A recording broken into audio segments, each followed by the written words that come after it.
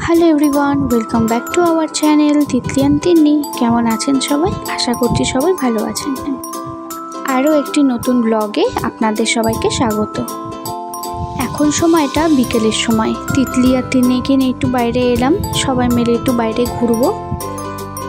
আর তিন্নির শরীরটাও খুব একটা ভালো নেই, ও ঘরে থাকতে চাইছে না, তো ভাবলাম একটু বাইরে ঘুরতে নিয়ে আসলে ওর ভালো লাগবে। কয়েকদিন আগেই আমার জ্বর হয়েছিল, একটু সর্দি কাশি, তো তার থেকেই তিন্নির হয়ে গেছে। এখন বাড়িতে একজনের হলে সবারই হয়, সিজনটাই এমন। তো বাইরে চলে আসলাম, একটু বাইরে এসে একটু তুলসী পাতা নেব। একটু ভেবেছি বাচ্চাদেরকে তুলসী পাতার রস খাওয়াবো, কেননা মায়ের কাছে শুনেছি বাচ্চাদের সর্দি কাশি হলে তুলসী পাতা রস করে খাওয়ালে ঠিক হয়ে যায়।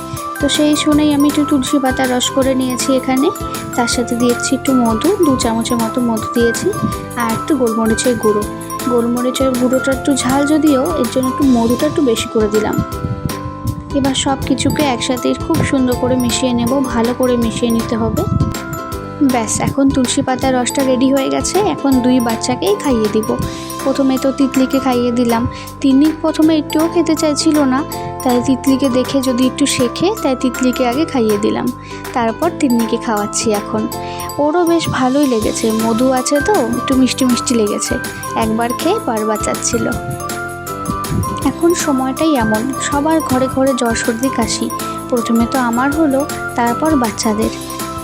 চিন্তা শুধু তিতলিকে নিয়ে, ওর তখন পরীক্ষা চলছে। এই পরীক্ষার সময় যদি ঠান্ডা লাগা, জ্বর সর্দি লাগা চলে আসে, তাহলে তো ওর ক্ষতি হয়ে যাবে, পরীক্ষা ঠিক করে দিতে পারবে না, পড়াশোনাও ঠিক করে করতে পারবে না।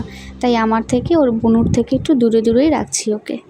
তো ঘরে দেখি কলা ছিল, কলাগুলো না খাওয়াতে আসলে সবারই ঠান্ডা লেগে গেছে। কলাগুলো খাওয়ারও লোক নেই, বেশি পেকে গেছে কলাগুলো। তো এত পাকা কলা কি করব, ভাবছি একটু বানানা কেক বানাবো। আসলে বানানা কেক আগে কখনো বানানো হয়নি। এমনি কেক বানানো হয়, কিন্তু বানানা দিয়ে কেক বা কোনো ফল দিয়ে কেক আমি কখনো আগে বানাইনি।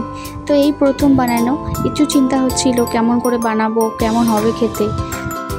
আমাকে বানাতে দেখে এখন তিতলিও একটু আসলো। আর ওই ছোট ছোট কাজগুলো করার আগ্রহ তিতলির খুব আছে, এর জন্য খুব ছোট ছোট কাজগুলো ওকে দিই, ওর ভালো লাগে করতে এগুলো। আর এই যে এখানে সুন্দর করে কলাটাকে ম্যাশ করে নিয়েছে। কলাটাকে ম্যাশ করে নেওয়ার পর এরপর দিয়ে দেবো ওপর দিয়ে বাটার আর 2টো ডিম, একটু চিনি গুঁড়ো করতে দিয়েছি। আর নিয়েছি 2 কাপ ময়দা, অল্প বেকিং পাউডার আর বেকিং সোডা। এরপর সব উপকরণগুলোকে খুব সুন্দর করে মিলিয়ে নিতে হবে, খুব ভালো করে মিলিয়ে নিতে হবে। তিতলির তো এখন পরীক্ষা চলছে, প্রায় ডেইলি পরীক্ষা চলছে। আর এই সময়টা মনে হয় বাচ্চাদের সাথে সাথে মায়েদেরও পরীক্ষা, ওদেরও পড়াশোনা করতে হয়, মায়েদেরও পড়াশোনা করতে হয়। সময় মতো সিলেবাসের পড়া কমপ্লিট করা, কী কোয়েশ্চেন আসবে সেই চিন্তা, কোন টিচার গার্ডে থাকবে তা নিয়ে চিন্তা, সব মিলিয়ে যেন মায়েদেরও একটা পরীক্ষা বাচ্চাদের সাথে সাথে। এখানে ব্যাটারটা একদম রেডি হয়ে গেছে। আর এতে 10 টাকায় মাত্র 4 কাজু দিয়েছে, মানে কাজু বাদামের এত দাম আমার সত্যিই জানা ছিল না।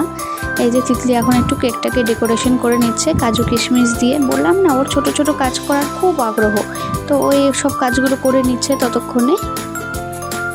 আসলে বাড়িতে তো ওভেন নেই, তাই কড়াইতেই বানাবো। তো কড়াইটাকে একটু গরম করতে দিয়েছিলাম।